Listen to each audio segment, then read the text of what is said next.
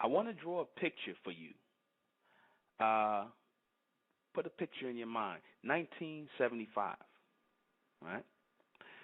The intellectual, the little intellectual, was 5 years old. And in his living room sat his mother and his father listening to an album, vinyl. And they were listening. I didn't know who it was that they were listening to. All right? I wasn't paying too much attention to the person they were listening to more than I was paying attention to the album cover. The album cover had a picture of the Honorable Elijah Muhammad on it. Right? He had his fez on his crown with the stars and the crescents and the suns and all this. And I later found out that the person who was speaking was Minister Louis Farrakhan. Right? Young Minister Farrakhan. I mean, he's still relatively very young at that time. And, they were engulfed in the speech of Minister Farrakhan. And I couldn't help but to stare at the back of the album cover, the picture of the Honorable Elijah Muhammad, the messenger. And I kept looking deep into his face, looking at his crown. I kept taking in his picture. A 5-year-old now. I was like fascinated by him. I didn't know what it was that he was teaching, who he was, or nothing, but I was just drawn to that picture. And that fascination, that mental attraction has not left me. So much so that I consider the Honorable Elijah Muhammad, even in this day and time, even in the new millennium, a mentor of mine, just as I consider Dr. Malachi Z. York a mentor of mine. Both of these men made a heavy impression on me. Both of these men set a foundation for me in which I was able to, and I'm able to in this day and time, move forward on. They laid the foundation for what I'm doing today in the state of Mentel. Though a lot of the messenger's followers today don't see that. I mean, I'm not very well known, but, when I post things, when I put this broadcast up, I got a little bit of flack. People didn't see because, a lot of the people that are still in the Nation of Islam, they, mostly younger guys, they thought that I was, I was taking liberties with speaking on the Honorable Elijah Muhammad like that. But I told one brother, I said that the Honorable Elijah Muhammad does not belong to the Nation of Islam. The Honorable Elijah Muhammad belongs to the black nation as a whole. And if this man, me paying homage to this man, one who I consider to be a mentor, one who I consider to be an inspiration, who I refer to as the first bright man to come to the black race, if that bothers you, then oh well. Oh well. I will never say anything disrespectful about this man because I have nothing but respect for him. We're going to talk about that tonight because I'm paying homage to this great man, the most honorable Elijah Muhammad. I am the intellectual Nuben Menkares, and this is State of Mentel Radio. And tonight, the first bright man, the honorable Elijah Muhammad, the most honorable Elijah Muhammad.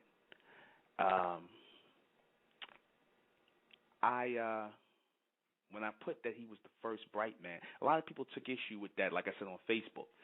They said things like, what about Garvey? What about Marcus Garvey? What about Noble Drew Ali? And the people that came before the Honorable Elijah Muhammad. And I said my response to them was that these were great men, without a shadow of a doubt. Garvey was a great man. Noble Drew Ali, though I didn't study much up on him, I know he stood for the Moorish thing, the Moorish science, and, like I said, I consider them to be forerunners. You understand? But what the Honorable Elijah Muhammad did, though he was influenced by these people, though you can find pictures of him wearing the Moorish fez, and, though a lot of people in the Nation of Islam will dispute whether he followed Noble Drew Ali at one time or that Master Fard Muhammad, who I'll speak about in a minute, followed Noble Drew Ali. That's up for debate. People say they have pictures. The Honorable Elijah Muhammad had a fez on his head with a star and crescent on it. So, that is, like I said, that is possible. Still doesn't take away from what he did later on. What do I mean by that? What I mean is, as he took the fez off, the long fez with the tassel, and his fez got shorter. And these fezes, the fez changes, it came to me that these fez, the change in fez, the change in the look, the structure, and everything else, represented a new chapter in the evolution of our people. That he actually was setting a pace in the future. This is what made the Honorable Elijah Muhammad stand out to me. I didn't realize it at the time when I was 5 years old, and why he still stands out above people right now. And like I said, I'm not taking anything from Noble Drew Ali. I'm not taking anything from Marcus Garvey. He stood up for the African, Pan-African thing, going back to Africa, which is a beautiful thing, and he had a lot of followers. Same thing with Noble Drew Ali, he stood up with the Moorish thing. However, why I refer to them as forerunners is because both ideas were rooted in the past and present. What do I mean by that? What I mean is us returning back to Africa, and referring to ourselves as Africans would be considered a past move had we had done that, going back to that continent, or so-called continent that the white man referred to it as. When you had people like the Honorable Elijah Muhammad saying the whole planet belonged to us. It's true. As the creators, as the people who are linked to God, the whole planet belongs to us. Right? You had, for us to go into Africa and section ourselves off and allow ourselves to be marginalized off, when you see today a lot of chaos in Africa, a lot of people are dying off in Africa. You see where you got African leaders who really are not in charge of their own countries. They're puppets. Right? He didn't advocate us going back to Africa. Wherever we were at, he set up mosques and, different cities, different states, even different countries after a while. Like satellite groups, like a real nation, and Chicago would have been considered the headquarters of that nation. That was a future thought. That was an advanced thought, rather than to marginalize ourselves into one section where it would be easy for our people to get wiped out. And you see today the destruction of Africa. You see it. You see the starvation there. You see, like I said, you see governments there that are just puppet governments. So when this failed, when our people did not return back to Africa, this was a future move. It was a sign that our people were not supposed to return to that continent. Somebody said to me on Facebook, well, brother, should we just let the white man have Africa? I said, hell, he got Africa. What are you talking about? Let him have it. What are you talking about? He got Africa. You understand? He got it. Just because you see a whole bunch of black people there, don't think it's their land. He got it. The white man, the East Indians, they got it. They put the technology in there. They building up stuff there, so that they can have access to the resources. They bring the so-called technology in there so that they can have access to the resources now, and that's happening. Hell, that's done. The Honorable Elijah Muhammad saw beyond that in his scope. I said that what stood out from him among other people was that he was dealing with future intelligence, advanced ways of thinking, looking forward, which is how our people are supposed to be focused naturally. A lot of forerunners like Garvey and like Noble Drew Ali were only focused on past and present things. Noble Drew Ali was focused on Moorish rights and, our rights here as citizens and, claim to land and documents and treaties and whatnot, and linking it back to the Moorish empire, which was a good thing. It was all work to get for the advancement of our people. However, the best move that we would have made was to move forward, not to sit around and wait on reparations or treaties and documents. The Honorable Elijah Muhammad said, do for self. Clean the black man up. Gave him a future way of looking at things, a future way of life.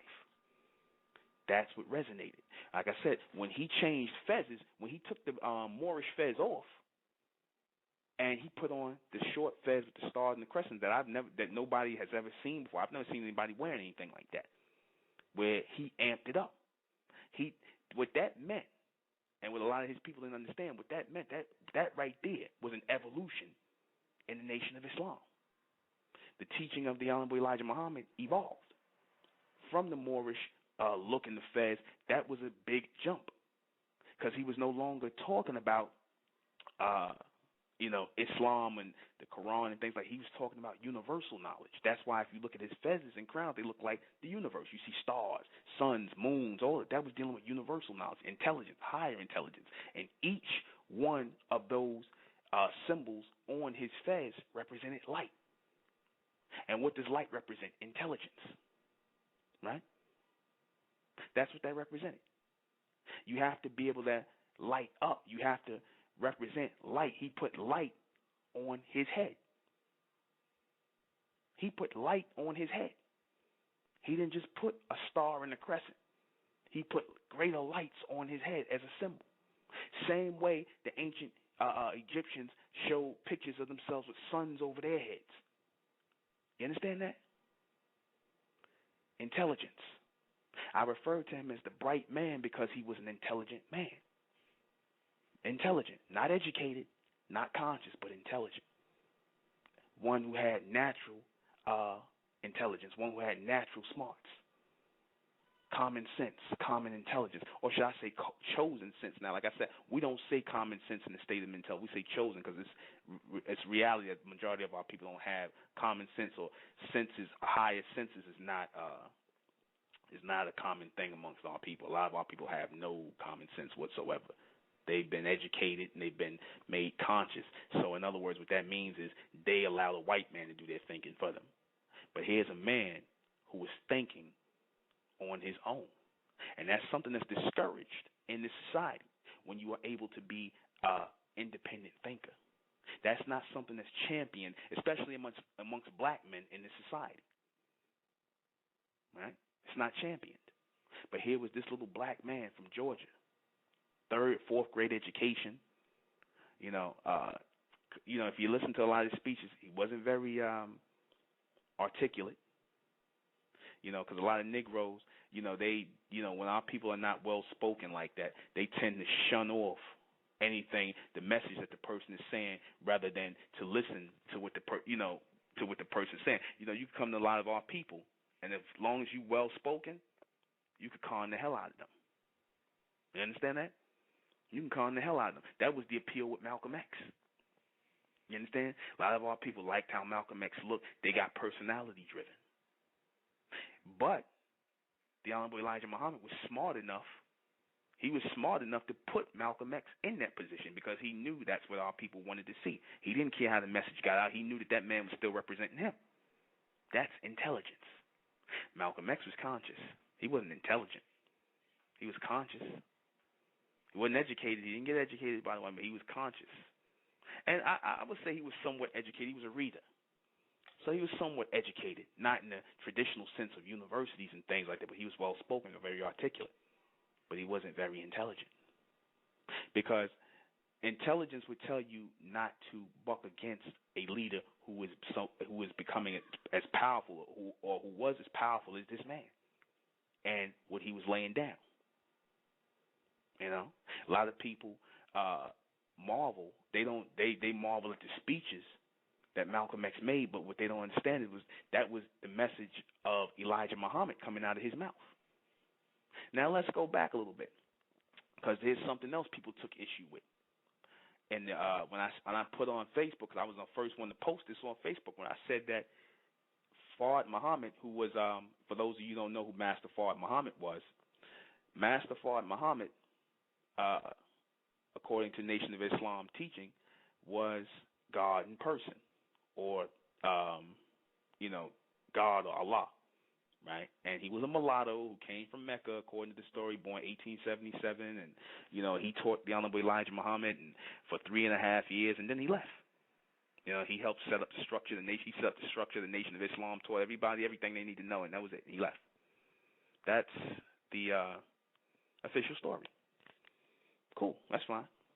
However, what I said was, and like I said, I'm not in the Nation of Islam, so I don't have to, follow their beliefs and their doctrines. But from seeing and using intelligence and common sense and just thinking, something that a lot of people have a serious problem with doing. They can't think on their own without the assistance of someone else, aka the white man or whoever. But I said that according to the definition of messenger and God in person, I said that Fard Muhammad, the Honorable Elijah Muhammad's teacher, was actually the messenger. And I said Elijah was God in person. Now, that, a lot of people, when I posted in the Supreme Beings group, a lot of people was like, oh, brother, you don't know what you're talking about, brother. That's not in the doctrine. I said, I'm not a follower of your doctrine. I can think. You understand? I can think. I said I can think on my own. I don't have to follow what was written down, and placated. I don't have to placate to your doctrine. I can think. And based on the description of messenger, one who brings a message and leaves, and God, who is omnipresent and omnipotent, and who stays, who's always seen, always there, that would be Fard as the messenger. Because what did he do? He brought the message that the black man was God, and then he left. That was it. The only reason people even know about Fard Muhammad is because Elijah Muhammad kept his name alive. You understand? He kept his name alive. He was paying homage to him. But had it not been for the Honorable Elijah Muhammad keeping Fard's name alive, you wouldn't know who that was. A lot of people still don't know who that is, except for members in the Nation of Islam and people who've been associated with the NOI. But when you hear Nation of Islam, you think now Minister Farrakhan, but the face of it was the Honorable Elijah Muhammad, because he was around for 40 years teaching. He was omnipresent, always there, very powerful man. You understand? Fard, left like a messenger. Came 3.5 years, the black man's God, goodbye. That was it. That was his part in the evolution. That was the part that he played in the evolution of our people. God don't go nowhere. God stays. Messengers come and go. Messengers come, drop off a message, and leave. Nobody know what happened to this man. He just disappeared. I said that Fard and Elijah were part of a bigger plan. They were part of a bigger plan that played in the evolution of our people. They were given a message to move our people forward. They were part of the evolution. No message belongs to either one of these men. Doesn't belong to Fard, doesn't belong to the Honorable Elijah Muhammad. These were men who were being utilized, they used as instruments. Messages came through them, not from them. You understand that? Came through them. But, you can't explain that to people who are personality driven. It would not have been successful. The Nation of Islam would not have been successful unless they were receiving higher knowledge, higher intelligence from on high, from God.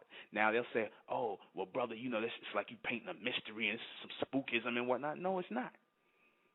No, it's not. Because I'll tell you who God is. God, factually, is the children that you are raising for the future. Just as the past exists, just as the present exists, the future exists. And in the future, our children are gods. They are the God race, our children.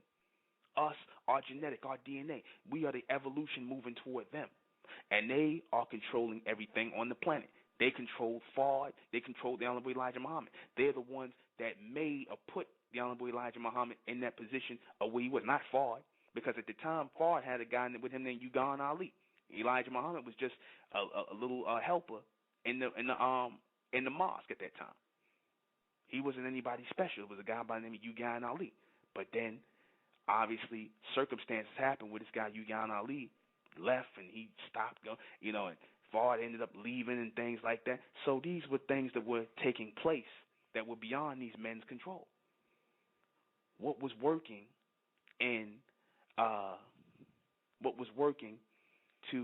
toward this evolution to put this little man in position? Because I said that the Honorable Elijah Muhammad was the chosen one.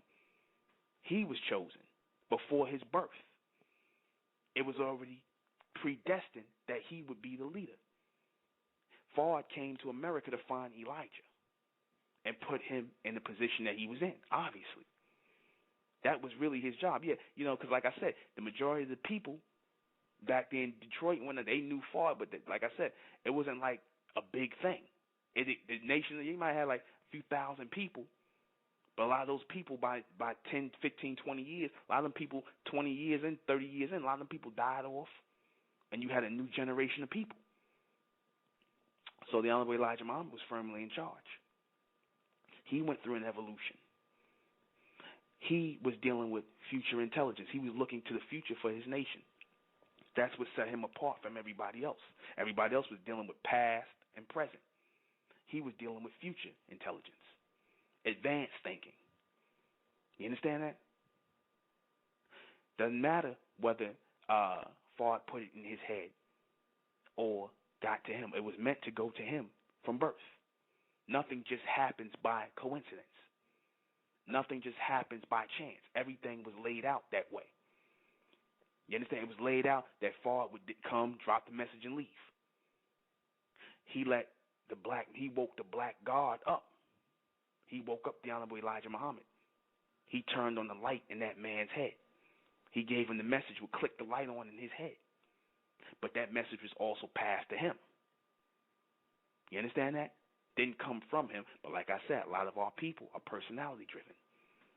They want to believe that man carries all things come from man.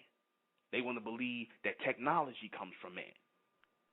Advanced ideas for the future. No, you got a philosophy that can come from a man, a personal philosophy. But when you're dealing with future intelligence, advanced ways of thinking, that's from on high. That's from the future coming into the present. It's not nothing spooky. It ain't nothing spiritual or unseen. No, this is the children of the future, the ascension. They send the messages into this day. They have always been the ones controlling the present and the past. They have always been the ones who resonated in each stage of time as advanced beings. The gods that they talked about in Egypt, Samaria, seeing God walking in the Bible, that was future beings. That was our children. That was our genetic walking. What does God really mean? God is one who is more advanced than man. And how is he able to be more advanced than woman and man in this present day? He has to be futuristically, his mindset has to be based in the future. He has to be more advanced mentally. How is he able to be more advanced mentally than man? Because he resonates as a future being, always moving in the future. I hope I'm not going too fast for people. I know a lot of people are slow. I'm not saying my listeners, but I know people who might tune in, they might be slow. So I'm going to say this one more time. The future is what dictates the past and the present, the future. You have men, however, who are stuck in people in past, in present, who try to hold back the future.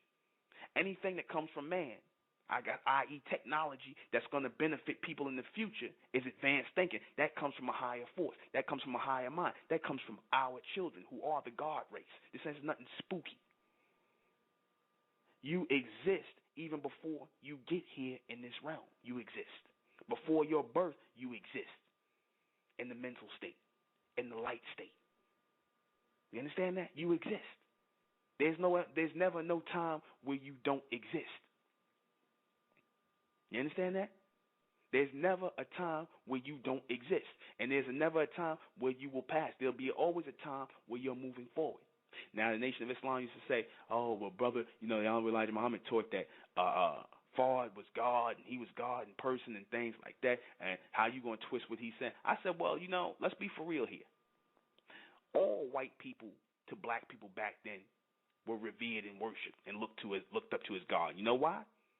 Because for the last 300-400 years or more, you had white Jesus over your goddamn heads.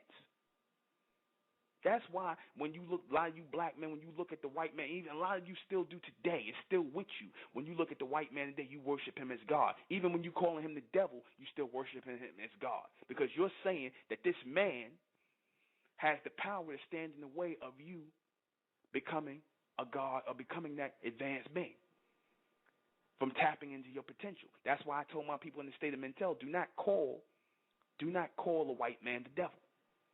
He is not a devil, nor is he a God to you. You understand that? He is not a devil nor a God to you. No one stands in the way of your evolution if you really want to move forward. There are no excuses. You understand that? There are no excuses. And at a certain point in time, the Honorable Elijah Muhammad was saying that. He said there's no excuses at a certain point in time. He said, he was saying stop, referring to the white man as the devil and all this stuff. He was trying to move that in that evolutionary knowledge. You understand? He was trying to move on that line of evolution. You understand? He said, nobody's holding you back. You understand that? And this is definitely a message our people need in this day and time. His messages were futuristic. You understand? For its time, it was futuristic. And it still applies today, a lot of it. You understand? A lot of it still applies today. Though a lot of his people are still stuck in the religious side of it. He was going beyond that. You understand that? A lot of black people, like I said, they worshiped that image of the white man. Because it was you were so used to having it programmed in your head through the whole Jesus Christ thing. That's why we had, that's why when he saw the white man coming and, the whole idea of this man who looks like a white man, but, he's a mulatto and then, but he's God in person and he's teaching all this knowledge that he probably never was privy to before. He wasn't privy to. He's like, oh, man, this is God in person. Because after a while, the story changed over time that it was no longer God in person, but, he was in God, but he was God. God came in his person. It changed over time. But, like I said, if you see the bigger picture, you see that ultimately it was the Honorable Elijah Muhammad who stayed behind for 40 years and ran the Nation of Islam and brought it up through the 30s and the 40s and the 50s and the 60s, all the way up into the 70s. 40 years of evolution brought by this man. Like I said, Fard came and he left. He came and left. He didn't stay. That's what messengers do. He came and left. God is omnipresent and omnipotent. He stays all the time. God goes nowhere. Messengers come and go. God come deliver a message to you on a bike, and he go. That's a messenger. Fard came, stayed 3.5 years, toward Elijah Muhammad, and left. You understand that? That was dealing with future intelligence. That man was chosen. That was God in person. Something always has to happen in a person's life to change their life. Something you come in contact with, something that something that inspires a thought in your head. What controls that? Who controls these thoughts these inspirations in your head to get inspired to do what you do? Fard was the instrument to bring out the God in Elijah. I'm going to say it again. Fard was the instrument to bring out the God in Elijah. But the message did not belong to neither one of them. That was from our children, the God race. Because even Minister Farrakhan said, I think, I'm trying to remember, I don't want to quote verbatim. I know he was talking about, it was a message he had at one point, talking about raising gods in your children, raising up the gods. So that plays along in what I'm saying, that your children are the gods from the past that they talked about in the Bible and the Quran. Lord, that was your children from the future. They are those advanced beings. Like I said, if it's going too fast, I'm going to try to slow this down. Those are the advanced beings. Your children are the God race. They are the advanced beings, who I refer to as the almond beings. You understand that? They transmitted intelligence into the minds of these people. You understand? Now, to a lot of people, oh, that's a bunch of BS, brother. Where you getting that from, brother? That ain't what's said in the doctrine. That ain't what's said in the doctrine. No, I'm trying to ask you to think a little bit. I already know that'll be the mentality of people who, like I said, who are not thinkers. I know that the mentality of non-thinkers. Because if you tell them anything that they mind is locked into persons, their mind is locked into past and the present, they're not thinkers. They're believers. They're followers. They're believers. You understand? They don't think beyond what's given to them. You understand? A lot of our people are unable to think and use their head. And what you didn't understand, like I said, as time went on, you saw the evolution in thought of the Honorable Elijah Muhammad. You saw his thoughts changing. Now, no man can dictate the changing of thoughts. Elijah Muhammad was sparked by this message of Fard that came through Fard. He was sparked. And it made him, like I said, obviously this man was chosen because you can't take a man, any kind of man, who's not intelligent or who doesn't have an intelligence and have him run a thing like that. What made this man, what qualified this man to run this thing, this nation for 40 years? What qualified him? He had to obviously have some form of natural intelligence, advanced way of thinking. He obviously had to have it. But his own people don't give him the credit. Unfortunately, a lot of his people don't even give him the credit.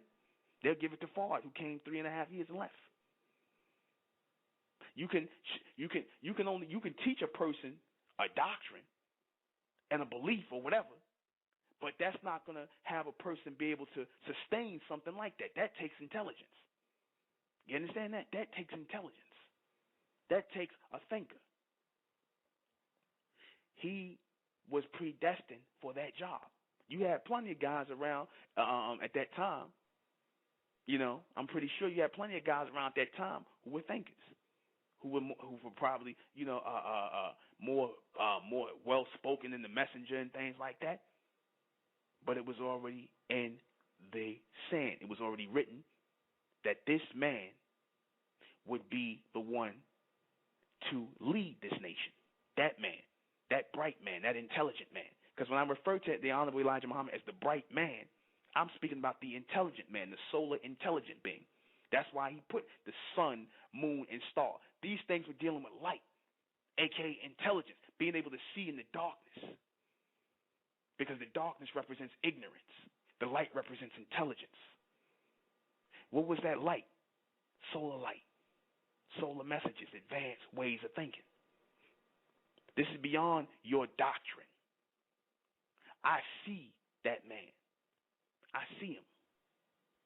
But like I said, a lot of people, they think that they own the image and the person, Elijah Muhammad, and you don't. A lot of people, oh, what this brother talking about? That ain't the doctrine. Man, we don't care damn what you talking about. You understand that? You keep him framed in that little box of Islam that you think that's where he was at, when he was obviously going somewhere else. That a lot of our people couldn't even see it. They couldn't see where he was going. They couldn't see the intelligence. They couldn't see that it was beyond Islam. You understand that? They couldn't see that it was bigger than Islam. This was dealing with future intelligence, the advancement of our people. He was creating intelligent people. What was the first thing he said? He said, our people are mentally dead. So if our people are mentally dead, then something has to spark them mentally to wake them up. Just because you called it Islam. And I even had a debate with that. People said, oh, brother, the messenger was teaching Islam. Well, according to the Arabs and what they call Islam, no, he wasn't. That's fine.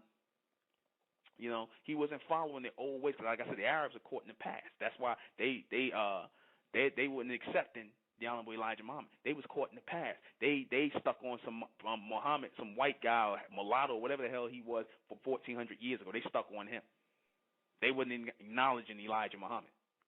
Hell, you had blacks who were following the Arabs, who had their heads up the Arabs' asses, who was crapping on the Honorable Elijah Muhammad. You understand? You had them, these guys was a bunch of toms for the Arabs. Oh, he ain't no messenger. There's only one messenger, the Prophet Muhammad. And you niggas never even met no Prophet Muhammad. You don't know no Prophet Muhammad. You know what he did for a bunch of Arabs in the desert. That's all you know. And some things people said about him. But this man was actually here doing work to advance our people. This man was putting in the work. This man was cleaning up black people off of drugs. Black women cleaning up their mentality, cleaning up heroin addicts, cleaning up black women who was prostituting themselves. This man was doing that. You understand? Gave them a better tomorrow. Hell, so strong, the message so strong that it inspired me, a 5-year-old. You understand? That potential there. Don't say that message is Fard's message. It's not his message. That message was that message was dictated to him. He was a vessel. That's all Fard was. He was a vessel. You understand? Because if you want to get technical about it, a lot of the stuff that they was teaching was masonry. And masonry is copied from what? Ancient Egypt. The foundation of masonry is ancient Egypt. Right? The pyramids, all that. Right? They taught in Egypt that the black man was God. Hell, you go to ancient Egypt, you see God statues of men and women all over the damn place. You know what I mean? Nitiru. They taught that back then. So this is actually a continuous line of higher intelligence that came through these men, not from them. But like I said, to you Negroes who personality driven, what you trying to do? You trying to jog off the messenger's message, and you trying to use the messenger's message and blah blah blah blah blah. No. There's no messenger's message. Nothing belongs to the Honorable Elijah Muhammad. Nothing belonged to Fard.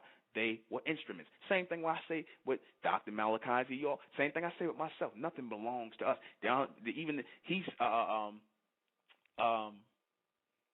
Dr. York even said, he's like, I'm a receiver. I said the same thing. I'm a receiver.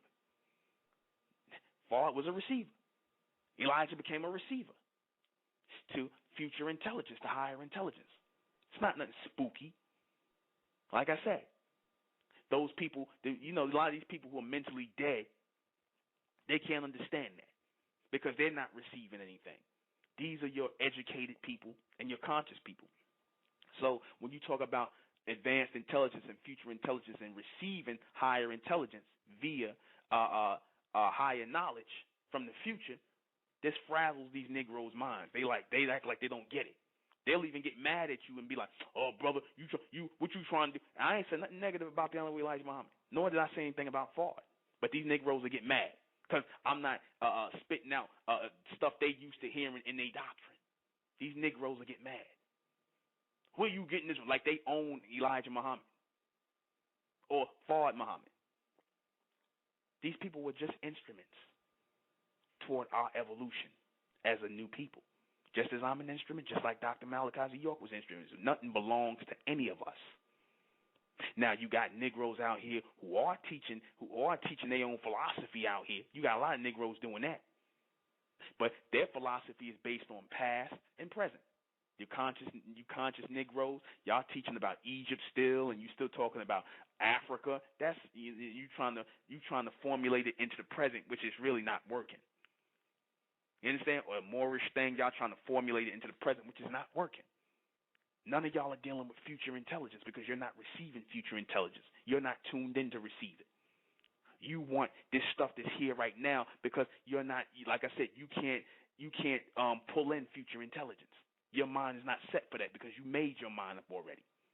You made your mind up. This is Islam. I'm studying this. This is the doctrine. That's it. And yet the Honorable Elijah Muhammad, all he did was focus on the future. He was like, I don't want y'all teaching. I heard somebody say, I don't want y'all people teaching exactly. He kept talking about the future, the future, the future. The future. His mind was always set on the future. Any man that'll put the damn universe on his head, obviously he's thinking about the future. He ain't stop at no star and crescent, no tall fez. He put the damn universe on his head. That's how deep the Honorable Elijah Muhammad was. You understand? That's how deep a thinker. Like I said, a lot of his people don't give him credit. His own people. They'd rather give it to somebody. Because you talking about spook God. Well, we don't worship no spook God, brother. We don't worship no mystery God. Fard is a mystery. Excuse me, Fard is a mystery. You don't know nothing about him, except for what people told you. You don't know nothing about him. You know, that's a mystery. Oh, his father was a black man. His mother was a white woman, and they found her in the caves in 1870. In the caves in 1877. He couldn't go get a white woman from any city. People was living in the caves in 1877, but whatever. Okay, whatever. I'm not going to mess with your little. I'm not going to mess with that. You know, the theology, whatever. But I'm saying that whole thing is shrouded in mystery about this man. Hell, you knew Elijah Muhammad. You knew him. Y'all say y'all don't want to worship a mystery God. Fard's a mystery. Hell, Elijah ain't no mystery. You knew his mother, and you seen a picture of his mother and father. You ain't seen no picture of Fard, mother and father. You understand?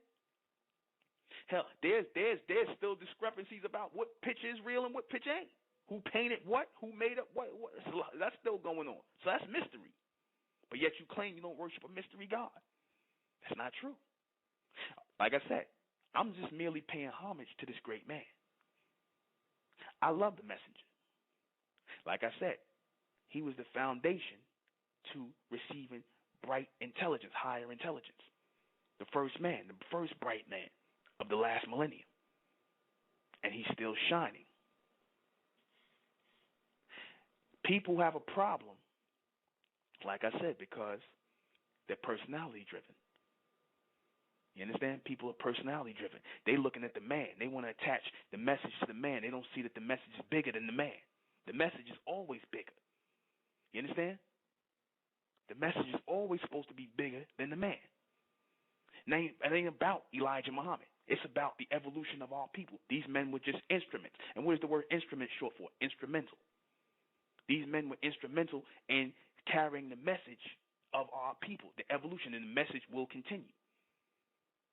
These men were bringing bright knowledge, not Islam. We'll talk about that when we come back. This man, the Honorable Elijah Muhammad, the most Honorable Elijah Muhammad, was carrying a message not from Fard Muhammad. He carried a message from the God race, from our children. He carried a future message that was sent through these people, via these people, from a God race, our children. You're supposed to be raising gods. You understand that? Master Fard Muhammad was like a signpost, one who pointed God in the right direction by giving him a message. He is, or was, the thing that fate or is used to enter a person's life, to change a person's life forever. You understand that? And like I said, I'm not disrespecting Fard Muhammad. I'm not disrespecting him. I'm not trying to lessen his role in what he did.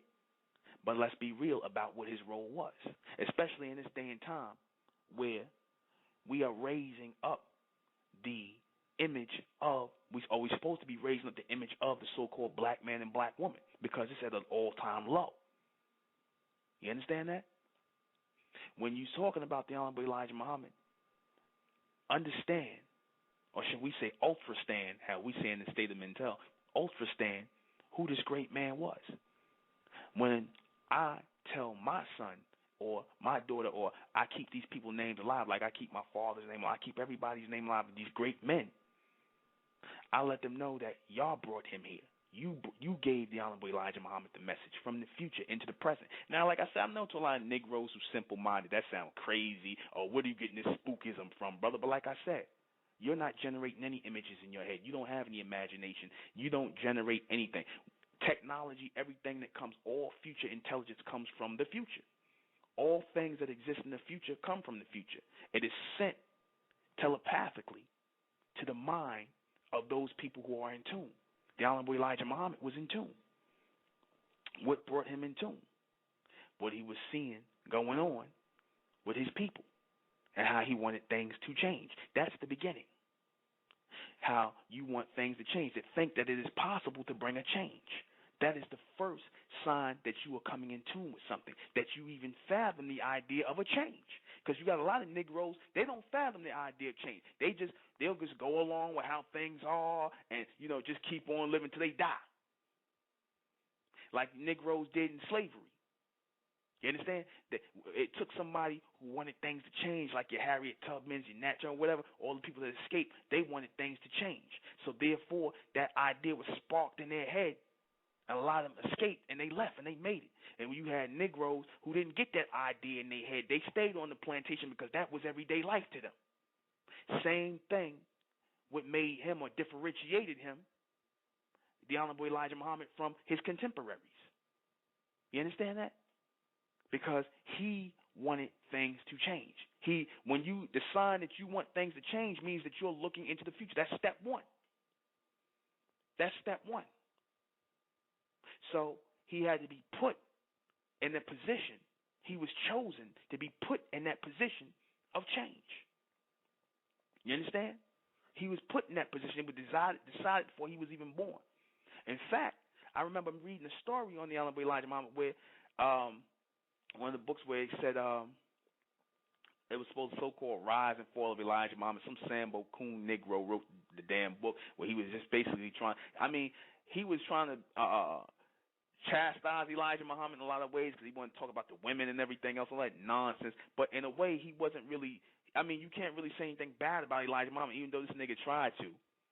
But, he talked about how the Honorable Elijah Muhammad's mother, Mariah, as a little girl, had a vision. Somebody told her that she would give birth to a child, a son, who would change the lives of black people forever, something like along those lines. That you would give birth to a very important child. Now, who put the message in that person's head that told her that? That person didn't say nothing about Fard Muhammad. They talked about Elijah. You understand? Elijah. They talked about him. You understand that? So the object was always him. Wasn't nobody else. It was him. He was God in person. He was the Almighty when he walked the planet. He was the future thinker, the advanced thinker. Fard just carried the message to him and sparked it. That was his job. Both were very important, but we have to understand who God is, because God runs in a bloodline. You understand? God runs in a bloodline. He taught that the black man was God. That says it all. The black man is God. So then that means Elijah was God. He was a so-called black man. So the black man is God. There you have it. But people have a problem with that. You know what? They still want to make Fard God. You understand? They want to talk about him being mulatto and all this other stuff. And even according to your story, if you say that his father sent him there, according to your story, sent him to America to rescue his uncle, or whatever, how the story goes, his uncle, right? Then that still would make him a messenger, because he was sent by his father, a black man. Right? But a lot of people, like I said, that's over a lot of people's heads who've been studying the doctrine. But this is future thought. See, in the future, we're thinkers here. We're not believers. We don't follow a doctrine. We're thinkers here. We are able to acknowledge the importance of a great man like this, even though a lot of you, unfortunately, are not. Because a lot of you still want to worship the white man or the image of the white man, unfortunately. A lot of you still want to do that. A lot of you didn't change anything. And I'll say it just how it is. I don't bite my tongue. A lot of y'all haven't changed from white Jesus to Fard. A lot of y'all haven't changed. Y'all just still got to worship the image of the white man in some way, shape, or form. You can't even sit up here and acknowledge a great man like this. That was God in person. You had God with you. Yeah, for 40 years. Standing strong, powerful, omnipresent, omnipotent, with the fruit of Islam, those strong brothers around him, those sisters, those great, beautiful sisters around him. That was God right there. You understand? That was God there. He stayed and did the job. Straight up. God don't go nowhere. Messengers leave, come and go, like I said. But God stays and does the job.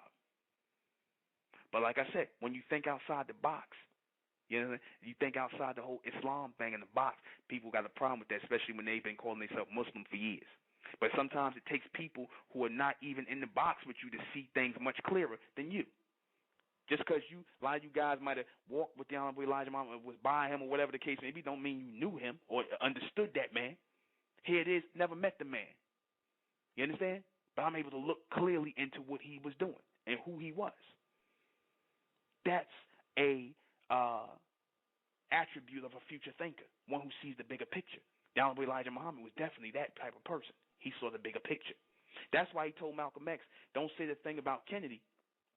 Don't say that about Kennedy, because the Honorable Elijah Muhammad wasn't no Tom Moore where he was a sucker, he was scared of Kennedy or the white man. It wasn't about that.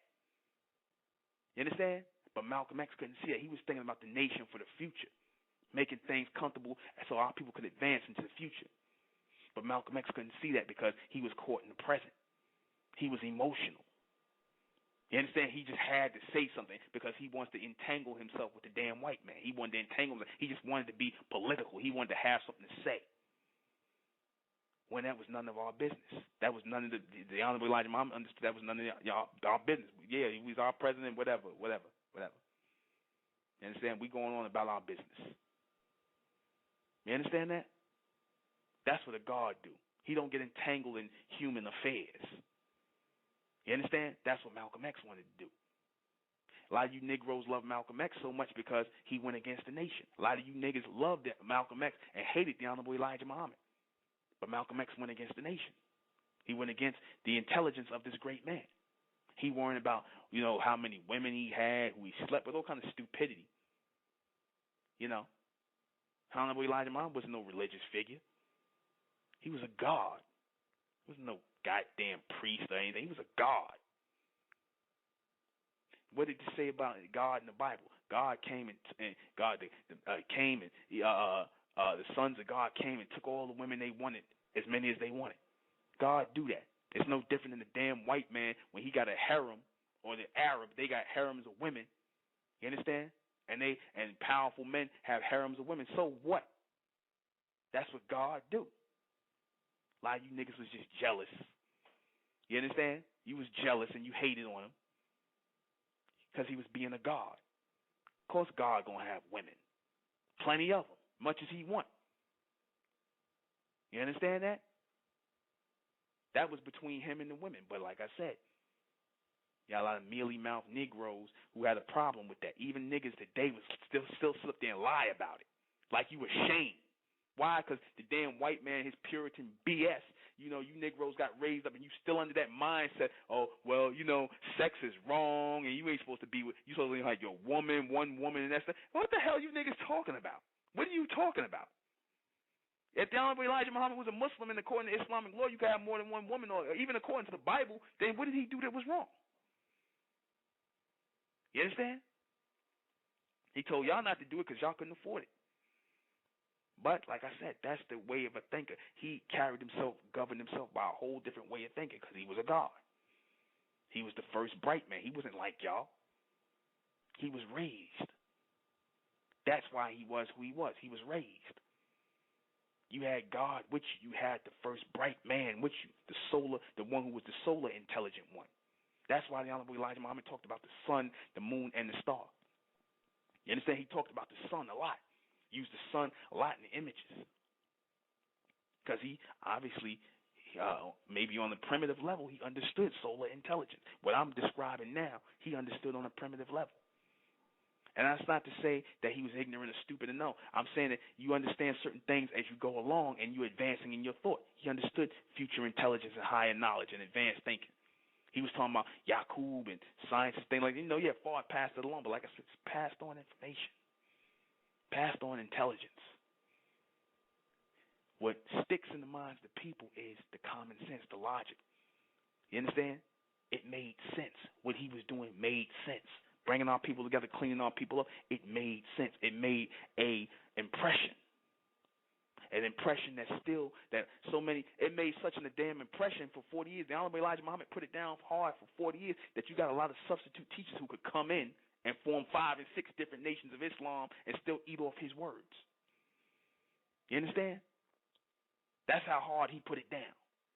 That's how hard he put down the intelligence. He did well. Like I said, if you can inspire a 5-year-old to stare at you, like me, like I said, that the whole point of that is to bring about a kid like me to look up, to carry on with the evolution of our people. That's the whole point of that. His whole point was to inspire the next one to come. But like I said, and I acknowledge that the next one that came was Dr. Malachi Z. York. But to a lot of personality-driven Negroes who only saw the box of the religion and whatnot, they didn't see that.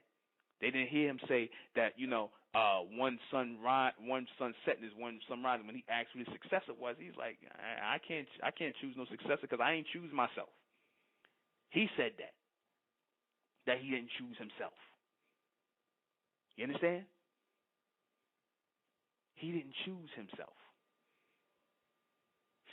Far didn't choose himself. Messages were generated to these people to do a job, inspiration. It's like you wake up one morning, and if you're chosen, a light will click on in your head to start doing a job. That's how it works. And that light that clicks on, that intelligence, is being sent from the future, because in the future you have accomplished that job. So it is for you to start at a certain point, start doing that job. It was destined for Elijah Muhammad to do that job. It was destined for Fard to carry that message to him. It's necessary because even though these men have been going for years in the physical realm, they've been going, but it's important to understand the contribution. You understand? To understand that the evolution of our people continues. It won't be found in Islam. You understand? Because that was the biggest problem with the Arabs. They had a problem with the Honorable Elijah Muhammad because he wasn't teaching that old-ass Islam from 1,400 years ago. They had a problem with that because he was teaching future intelligence. He was just calling it Islam. He was teaching Islam, taking our people through that and going futuristic with it. He's like, I'm the Elijah of the Bible. He said, I'm that person. I'm doing this, that, and the third. And he was doing it. He was raising up the God race, the mental beings. You understand? And it continues. You understand? Somebody else going to pick the baton up and keep it moving. But like I said, it won't be a person of his own nation. It will be a whole nother nation that comes, or another society, or another state. That's real. It would have to be a man who had to go through starting up things all over again. It won't be the same person repeating what he did. It'd have to be somebody that's taking it on a higher level. It won't be a same person repeating exactly what he did verbatim or the same structure. It won't be the same anymore. You understand? One sun going down and another sun rising. That's the analogy he gave. Those are two different suns. Two different structures, two different states, two different types of people. But the message will carry as a message of evolution for the so-called black race, to bring them on a higher intelligent level. You understand that? But like I said, certain people don't get it. But it's okay. It's not for everybody to get. It's not for people, everybody to have an understanding about, or an ultra-standing, as we say in the state of Mentel. But he did his job. He influenced people like Dr. Malachi Z. York and myself. He did his job. I'm going to do one on Dr. Malachi Z. York. I'm paying homage to all my mentors, like the Honorable Elijah Muhammad. He's my mentor. You understand? Dr. Malachi Z. York, he's my mentor. I look up to these men. You understand? And I'm going to look eye to eye with these men as far as being in that level and seeing what they're doing, or the message that they carry. It's like that movie, what's that movie, Fallen, where the guy touches the other person, and that energy or that intelligence goes into that person, that spirit. They call spirit. We don't do spirit. That knowledge, that intelligence, that essence went into that person, and next thing you know, that person was carrying the message. They touched that person, that person's carrying the message. So it's the same thing. It'll be a totally different nation, a whole new state. Now, the people that are still in the old ones that are following behind it, that's where you're supposed to be. That's where your level of intelligence, I mean, you all benefit in some sense because that's where your level of intelligence stops. That's it. But for the people who are advancing in this new millennium, beyond that, you can't stop that. We've seen the value in this great man. That's what the whole paying the homage is to him. You know? He stayed. Carry the message. that was beyond the Islam and the understanding. But a lot of his people, they thought that it should be, the message he's teaching, it should be more along the lines of the Orthodox Islam. And I know Elijah Muhammad knew what he was doing. He's like, no, I ain't teaching what you guys teaching. I'm teaching something else to my people. Not interested in the Prophet Muhammad thing and all that other stuff. That's, the whole thing, that whole thing of calling it Islam, the whole thing was to move our people out of Christianity. Give them something a little better. Give it a different title. You understand? To wake our people up. To advance them in their way of thinking. That was the whole point of it. When, he wasn't setting up no religious organization. He was setting up a government, a nation. The ministers were actually administrators, not ministers like some goddamn religious thing. They were administrators, as in an administration. You understand that? Gods produce governments, governmental forces. You understand that? That's what gods produce. This man was producing a governmental force. Can you feel that? You can't, like I said, you can't teach nobody how to do that. You can't teach, like I said, you're talking about the message that Elijah got from far. You can't teach anybody how to run anything. There has to be intelligence there. You can't teach anybody, because you could get the stupidest person. If somebody's not intelligent and you give them instructions on how to do something, and it doesn't resonate, and there's nothing there for them to carry it beyond it and think on their own, then it's not going to work. You understand? It's not going to work. You can't pass messages along to a stupid person and expect it, what you told them to do to be carried out. And that's not what happened. What Fard did was he set the structure and set the stand up. You understand? He said, this would be like this, this would be like this, should be like this, and that was it. But it's like passing the ball and he ran. He passed him the ball and he ran with it. Hell, Fard himself said he wasn't God. He said it. Now, with the Honorable Elijah Muhammad thought that was a whole thing. That was between him and this man. He thought he looked at him as a God. Fard said, I'm not God. He said, you call me the Mahdi, you call me, according to the story, he said he never called himself God. He never did that. He didn't claim that title. So that shows you something. That a man as humble as that, or was trying to, take a lot of focus off himself and put it elsewhere, instead of carrying the weight. Maybe he didn't get it. I'm used to it. But I remember seeing an old speech of his where he talked about how Fard was making him into him. I forget what the speech was. I used to watch a lot of it. I watched over the year. I watched a lot of his old speeches. In other words, he was saying Fard was transforming him into himself, into a God. You understand? Making him supreme. If you teach that the black man is God, then you shouldn't have a problem with this message. But the people that will have a problem with it obviously don't believe that. You got the want and the desire to worship the image of a white man. And I'm gonna say something right now. What I'm teaching, what I'm saying right now, and acknowledging the Honorable Elijah Muhammad is God, and and not saying Fard was the message. It ain't got nothing to do with race.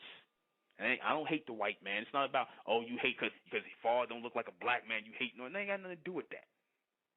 Nothing at all. If Fard actually stayed and did the job and was running the nation of Islam, then that would have been different. But he didn't do that. He came, dropped a message, and left. I'm going based on the description. I'm not going based on his race or his color or his hair tech. I'm not going on that. I'm going based on what he actually did. You guys say you did with actual facts. So the actual fact is Fard came, left a message, the black man was gone, and he was it. That was it. He was out of here. Elijah stayed. You understand? He was dropping knowledge based on universal knowledge. That like I said, that universal symbol that he put on his head, that crown, was dealing with universal knowledge, higher knowledge, advanced knowledge, light knowledge. That for what it is they could stand at that time. For what it is that they could stand at that time. It was the knowledge of that time. You understand? Then somebody else came up after that sun set. Someone else came. A lot of people, like I said, who were personality driven or who were caught up in the image of Elijah Muhammad and the whole thing, they didn't want to accept the next man. They didn't want to accept Dr. Malachi York. A lot of people was hating on him and was happy that he went to jail. Unfortunately, that's sad. You know, a lot of people was glad he went to jail. That's a nigger mentality, that you could be happy to see another black man go to jail, so-called black man go to jail. That's a nigger mentality. You no different than the damn white man. If you could sit up here and be happy that a black man got locked in a cage for trying to teach his people for 40 years. And he did, and that he did. He made an impression too. Great impression. I'm going to do a broadcast on him as well, because I'm paying homage to my mentors, as I said. You know? People want to say, you know, yeah, brother, but, you know, the knowledge that he got, the Honorable Elijah Muhammad got was from Noble Drew Ali, and he followed, it's proof that he followed Noble Drew Ali, and he wasn't all this, and you had a lot of greater people who was dropping out. Yeah, whatever. I just said that what made him different, what set him apart, wasn't, like I said, you could hear a million stories about some big head scientists and, you know, all this stuff. That don't matter. It's what you're doing for the people into the future to get them to a higher level of intelligence. You understand? That these stories are just utilized as tools to move the people to a higher level of intelligence. It's not about the goddamn stories or the doctrine. It's not about that. Because if it was, Noble Drew Ali would have did the same thing. But obviously Noble Drew Ali was meant to die. Somebody decided that Noble Drew Ali was going to die. The God race decided that he wasn't the one to carry the message into the future. He wasn't. Same God race that decided that Malcolm X would die in 1965. You understand that? Fard didn't control that. Same God race decided that Fard would take a powder and leave. You understand? After he did his job, he did his bit, he was gone. That's it. The end. Goodbye. That's it. That is based on a higher authority. That's based on a higher authority. It's beyond these people that you Negroes are personality driven by. Fard didn't make Malcolm X die. Fard didn't make Noble Drew Ali die. Fard didn't have nothing to do with his self-disappearing. You understand? It was dictated to them in their way of thinking. It was dictated to them before they even hit the planet that this person would play a part. You people are all part. These people were all part of a grand design and scheme that was set in place before they even got here. But you Negroes who have small vision, you Negroes who your vision is about as big as a damn nickel. You can't see the bigger picture, that everything is happening by a grand design. Someone's dictating this. You understand? But you Negroes say, oh, I can't see it, so if I can't see it, then that's a bunch of BS, brother, because I can't see it. Nigga, you can't see air, but you breathing it. You understand? A lot of things you can't see, but you feeling the effects of it. You seeing these people come on, do they little bit, and do they bit in the evolution of our people, and that's it. The end.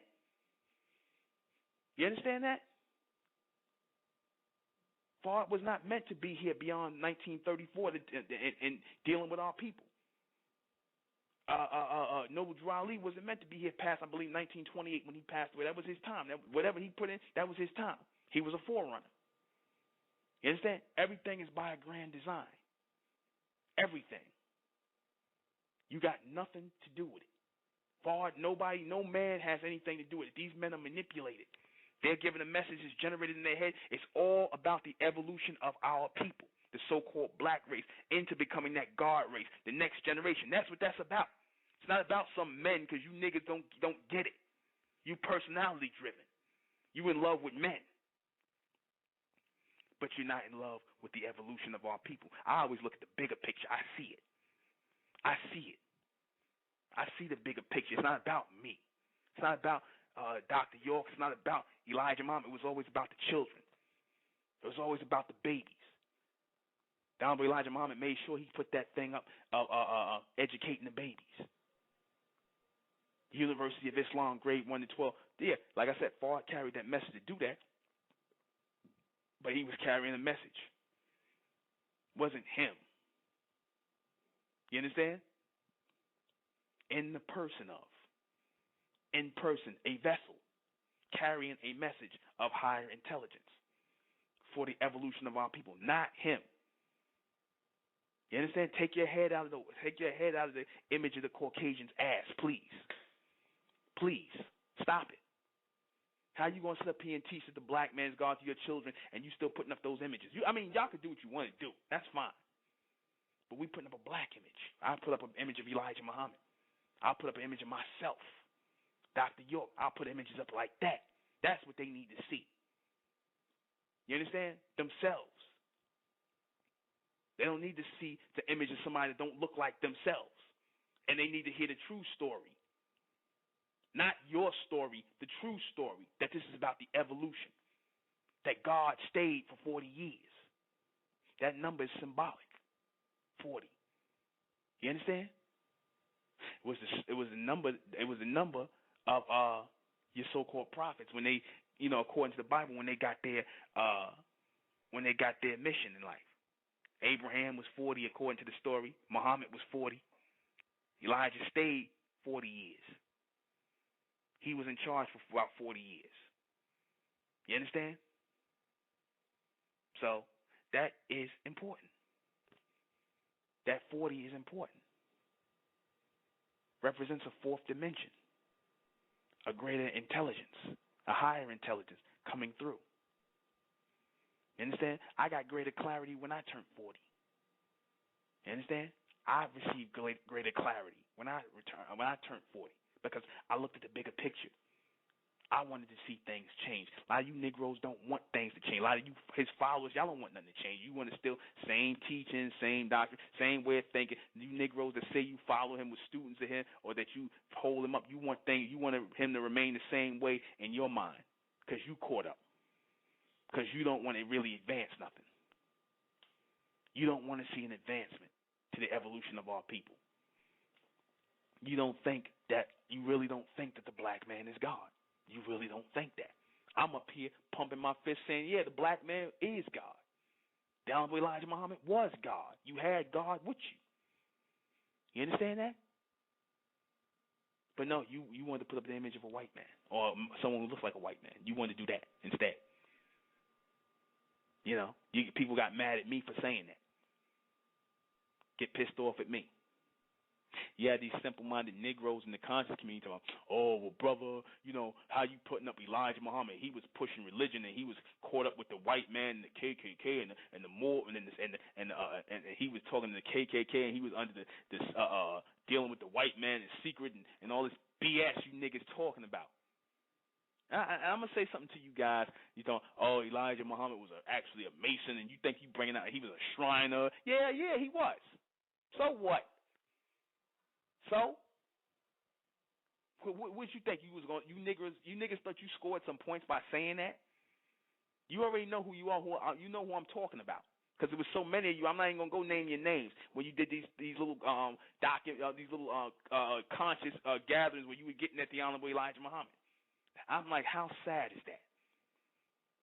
How sad is that? You niggas talk about, the Honorable Elijah Muhammad was in cahoots with the white man. Yeah, so what? You niggas in cahoots with the white man every day since you was born. What the hell you niggas talking about? Every time you niggas go to work, get some money in your hand, spending money, whatever you doing, living in the system, paying taxes, you in cahoots with the damn white man. So what the hell you niggas talking about? Oh, Elijah was doing. What was he doing? So what? He got some money. So what? So what? He sat here and built schools for his people. He cleaned up his people. But you niggas always got to find something negative. Oh, yeah, well, he was in league with the Illuminati and the Freemasons. So what? You niggas all got Social Security numbers. You living in society. You in league with them too. On some level, you just mad that you weren't in league with them on a lower level and he was with them on a higher level. You understand? He took that money, whatever he got, he was putting it back into the nation.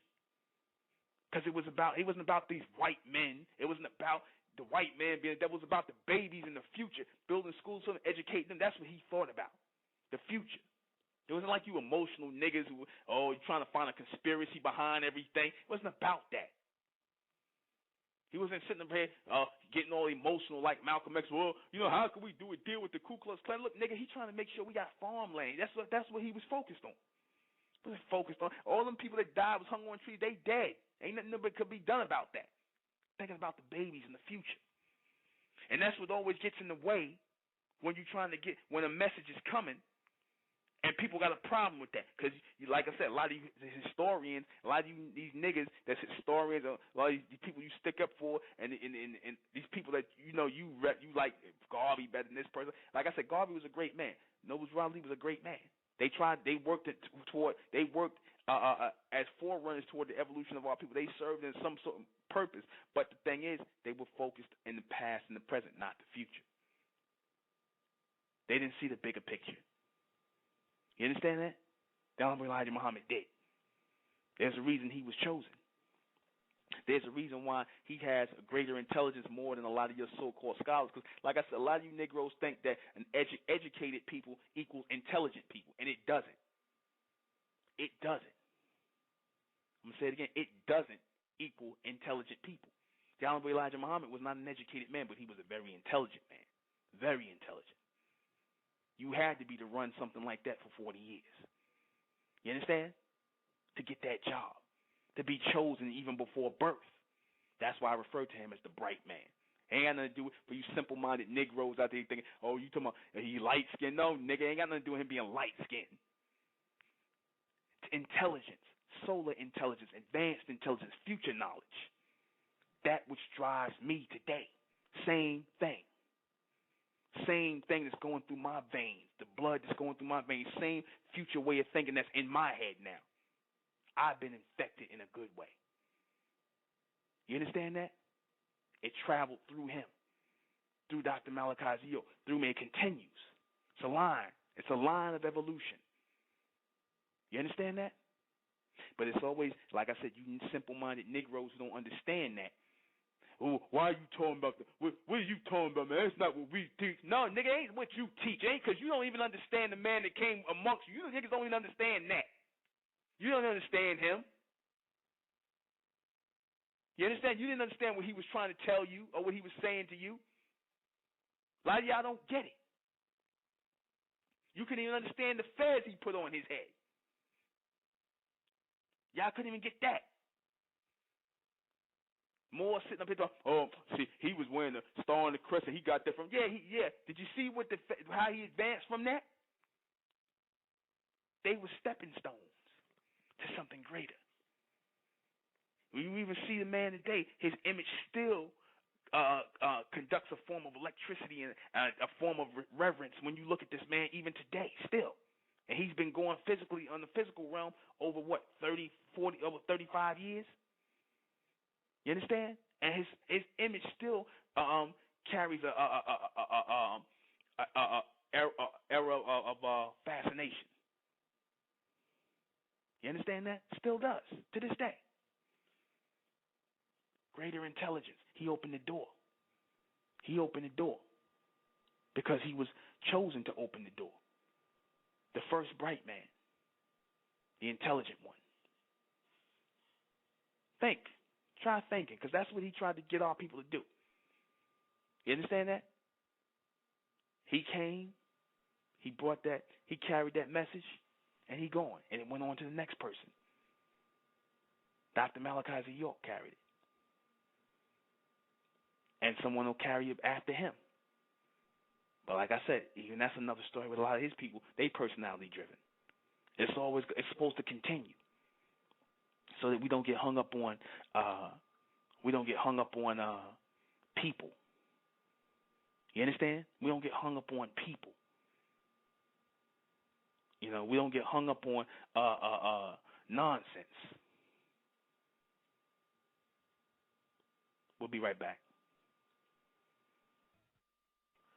The Honorable Elijah Muhammad was able to accomplish more in his time than all of these educated niggas put together. All of these famous niggas. He was able to accomplish more. Hell, his influence, his impression was so strong that it gave birth to what's his face? Martin Luther King Jr. What do I mean by that? Why do you think Martin Luther King even got a platform? He was set up. Martin Luther King was set up on a platform by the white man to combat the message of the Honorable Elijah Muhammad. I'll prove it to you. See, because at that time, the Honorable Elijah Muhammad was telling a lot of people, do for self, the white man's the devil, stop looking for him to do whatever. And he was bold with it. Didn't give a damn. He was just like, So, what did the white man do? He said, well, I got to combat this message by producing another black leader and giving the Negroes crumbs and promising them a better world, a future, a better tomorrow. If I produce a Negro like that and give him a platform and tell the niggas to just take it easy, through time, and through integration, we'll be able to get together and we'll give you what you want. You in time, you just got to work toward it. Keep hope alive. This is the message that they used to combat the Honorable Elijah Muhammad's message, which was separation, total separation, complete separation. You understand? This was the message. The integration. So they had the separation. So they had to produce an integration message to get you all up under, on board with them. See, because black people started figuring out that, look, we ain't got no place here in this society. We might as well go ahead and do things on our own. And they didn't want you thinking like that in this society. They didn't want our people thinking on that level of doing things for ourselves, because that's when the God comes out. That's when the supreme being comes out, when you no longer giving a damn what they think or worshiping their gods or putting their images up. When you don't care no more, that's an evolution taking place, and they didn't want to see that. So they had to produce Martin Luther King, and with that integration message, and we all together, and we all, like I said, and even though the reality was our people was getting murdered, killed, all this stuff, beat up, holes sprayed on them and whatnot. The Honorable Elijah Muhammad didn't participate in that nonsense. He was smart, kept our people out of that, but Malcolm X wanted to be part of that nonsense. He wanted to get involved in the civil rights movement. That's that Sambo Coon mentality where you niggas want to be, just got to be a part of it, just got to go begging the damn white man. Got to. The Honorable Elijah Muhammad tried to get us standing up on our feet. And if he used money from the white man, so what? You understand? It wasn't about what he did to take their money or whatever he did. It was about the future of what was being seen by the children, the ones who were growing up. You understand? He was interested in progressing for our people. That's why he was able to accomplish so much. Business-wise, you even had simple-minded niggas. You guys do a blog talk show, call this up the Black Authority. He tried to crap on the Honorable Elijah Muhammad. And I had to call this nigga one time, and I was like, why are you doing that, man? Why are you sitting up here passing off a bunch of nonsense on the messenger, trying to slander his name and pushing Malcolm X up in his place? You understand? Malcolm X didn't do nothing for our people. All he did was make speeches. That's it. The end. Now, I know a lot of you Negroes in the so-called conscious thing, I have a problem with that, but it's still true. So what? Oh, well, it's you get mad. It's the truth. Malcolm X did nothing for our people but make speeches and cause division. And ran to the damn white man and tried to slander Elijah Muhammad about his personal life. You understand that?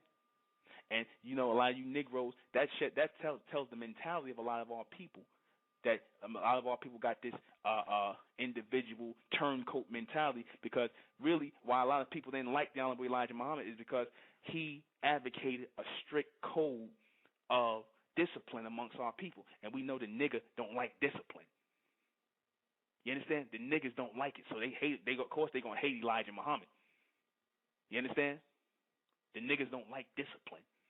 That's why they loved Malcolm X, and when he rose up against Elijah Muhammad and disobeyed his orders as a soldier, they loved that.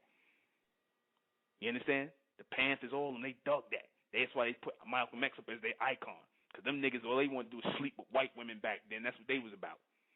The Honorable Elijah Muhammad said, don't do that. You understand?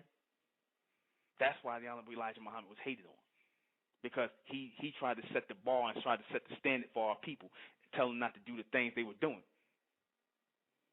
You understand that? That's the truth. That's why these niggas hate on the Honorable Elijah Muhammad. They love Malcolm X. They loved anybody that would throw stones at the throne. That's really throwing stones at the throne. You understand?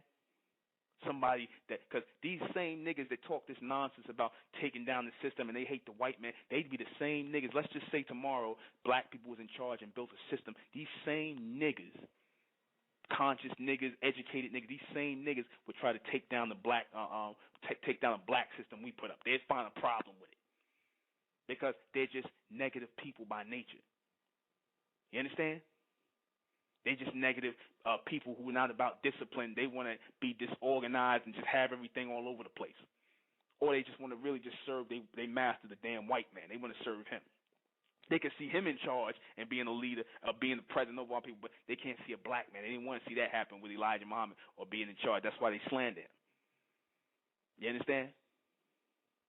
Calling Elijah Muhammad a pimp and all this other stuff. He ain't did nothing but any of these niggas would have did in his place if you had all these beautiful women who wanted to be with you. You understand that? He ain't did nothing wrong. That was his position. That was between them. You understand that? But you're going to have that when you are one who is you traveling that road. The only Elijah Muhammad even said, you traveling that road, you going when you trying to do something for your people and you really trying to do something for your people, you're going to have a lot of haters. It ain't just a damn white man. Hell, it was a lot of white men, people that was like, they was on board. They were like, yeah, we like what Elijah Muhammad is doing. You had some people who were sincere like that. You had black devils. You understand? Elijah Muhammad didn't say it at the time, but you had black devils. You understand? Even amongst him, they didn't want to see that. And even to this day, even doing this broadcast here, niggas was hating. Niggas don't even know, barely know anything about Elijah Muhammad. Here it is, I'm paying homage to the man. These niggas hating. They got a problem with it because I'm not in the nation. You understand? Who am I to say anything about Elijah Muhammad, or I'm not a 5%? Who am I to say anything about Elijah Muhammad? You understand? Ain't nobody telling me I can't say anything about him. I'm paying homage to him. Love that man. Love Dr. Malachi Yoga. No, I'm not in the Wapian. Love these men. You understand? I continue on, and I continue the line of evolution where they left off, or where like I said, the present, future. It's always got to be a next generation. You understand? Teaching my people. We're not interested in this nonsense that's going on here. It's about a continuous evolution. Somebody got to do it, because majority of you niggas, y'all caught in the past, or you caught in the present. You're not thinking about the future. You're not thinking about that. You're not thinking about the evolution of our people. You're not about that. You're interested in what you can get now, how much money you niggas can make now. You understand? That's all you interested in. How many pairs of sneakers you niggas could buy, Yankee baseball caps, whatever you niggas into, or how many cars you could buy, whatever nonsense. And I'm not saying there's nothing wrong with having money. Messenger was a millionaire. He had money. Sure, there wasn't nothing wrong with that. But he never put that over the evolution of our people. See, because we can have money, we can do well in society and do good in life and live a nice life and whatnot. But, like I said, if you are an evolutionary thinker, you understand? If you see in the big picture, if we working together and cooperating, that's the hardest thing to get Negroes to do, to cooperate. A lot of niggas didn't like seeing Elijah Muhammad have the power that he had. They didn't like that. You understand? They didn't like the fact that he wasn't talking about black, red, and green, and that he was using red, white, and blue. Oh, what you trying to do? Align yourself with America, Nigga, we live in America. What are you talking about? You niggas don't live in Africa. You live in America. You understand? And furthermore, that color's blue and the red and all that, that was Egyptian colors. That was ancient Nubian colors. I explained that to you before. That was ancient Nubian colors. The Masons just carried it up and took that into America. You understand? Those was our colors. The red, white, blue, and the yellow. What you see on the fringes of the flag, that was our colors. Not no goddamn red, black, and green that you niggas made up. Some Pan-African nonsense. You understand? You look at our flag, the State of Mentel flag, universal flag, that we putting up new flag. You understand that? The evolution is continuing. You understand? And it's going beyond Islam. It went beyond Islam. It's going beyond what the messages that these men came, because the message is always evolving. It's about the message and the babies and the children. That's what you don't forget. You guys who want to get stuck off in those little places, in those little areas, that's on y'all. You want to sit up here and keep sharing names with the goddamn Arabs and calling yourself after them? That's on y'all. Elijah Muhammad and them did that for that time being. But like I said, he was a future thinker.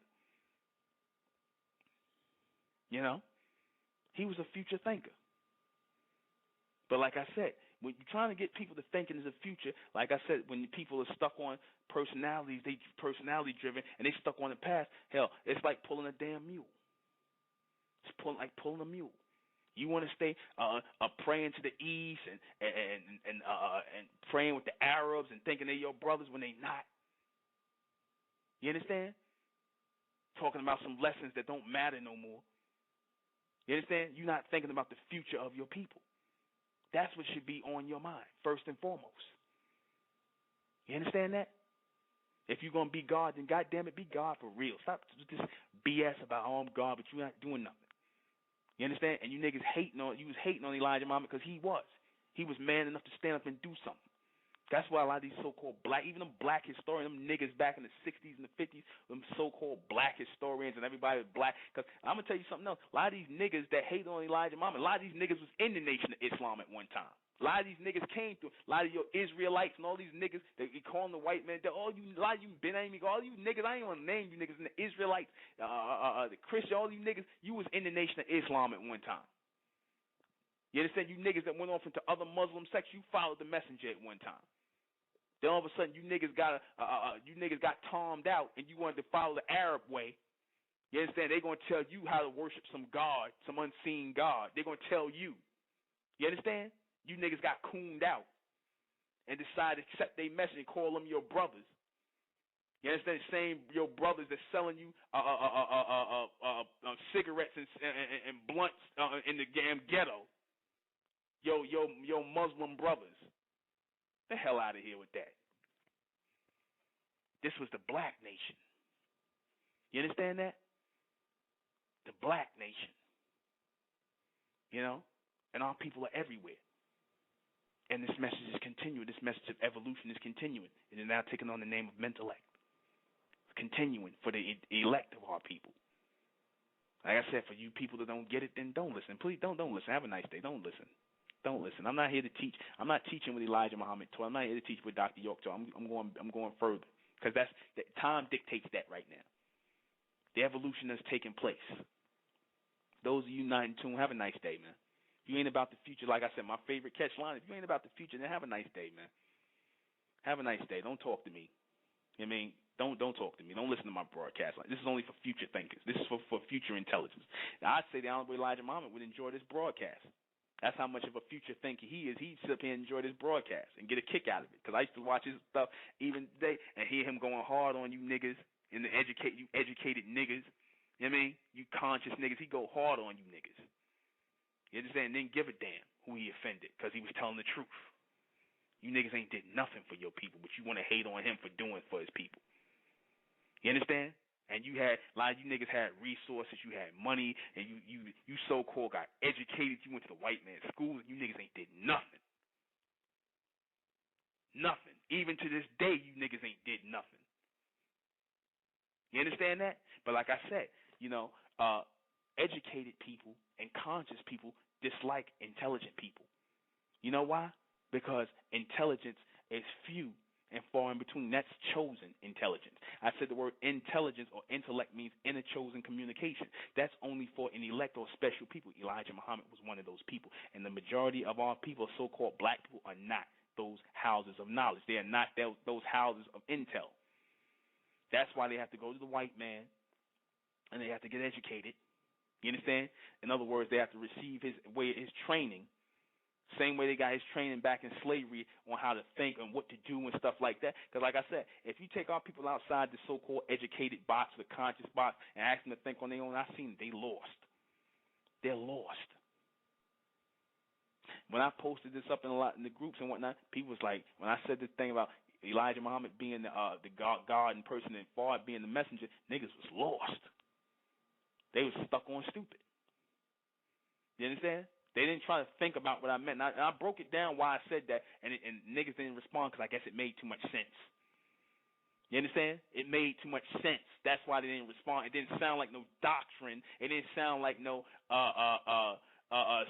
belief. It was based in intelligence, common sense. The first foundation of intelligence, which is common sense, and which is the continuous foundation of intelligence, common sense, common knowledge, things that supposed to make sense, are supposed to resonate in your mind as factual, as that which reasonably makes sense. It has to sum up to something. If it don't sum up to nothing, then it don't mean a damn thing. Somebody got to carry the message, continue carrying the message into the future. Somebody got to do it. Somebody got to carry the flag, the new flag. Somebody got to continue, because it's not about these men. As I said, it's about the evolution of our people. One sun is setting, one is rising. You understand? Different suns, not the same groups, not the same states, not the same nation. Different groups coming up, different people coming up. That's the evolution. Like I said, for you people that's personality driven, because you want to be the one, you want to make money, you want to, like I said, the hell with y'all, man. Y'all not sincere. Y'all not about raising the God race. You're not about the evolution of our people. You're not about it. You understand? You're not about it. You guys are personality driven. You understand? You're just believers. You're not thinkers. In the state of mental, we raising thinkers, not believers. Join us, because we're coming toward the end. I want to say this before I got time. The state of mental, if you're in the New York City area or around the New York City area, on Sunday, the 24th, the State of Mental Supermen, Superwomen Project is going on at the Bed-Stuy Restoration Plaza at 3 p.m. Supermen, Superwomen Project is going on.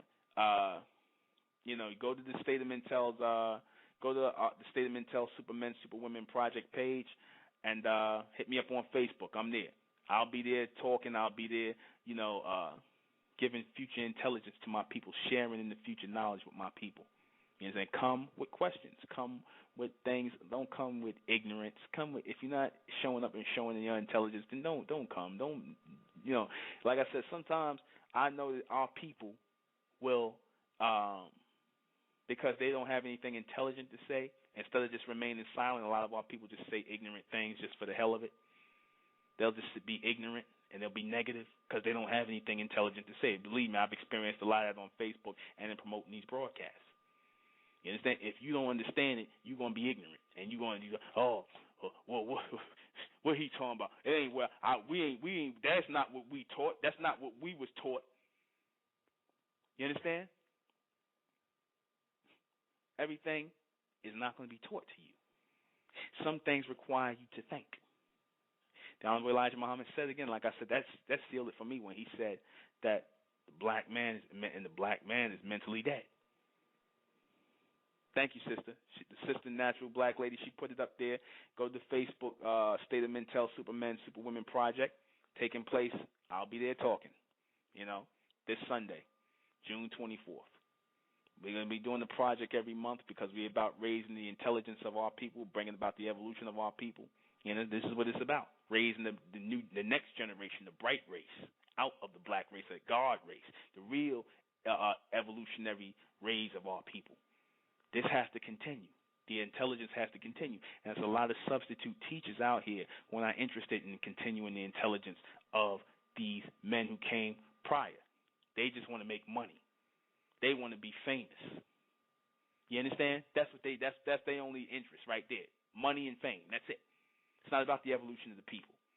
It's about I got mine, get yours. The same old nigga mentality ain't changed. Just the names have changed, but the mentality is still the same. The same submental low mentality is still the same. You understand? We're getting away from that. We're moving beyond that within the State of Mental. Go to the SOM.info and read up on the State of Mental. Who we are. We are an intelligence community. We are a future intelligence community.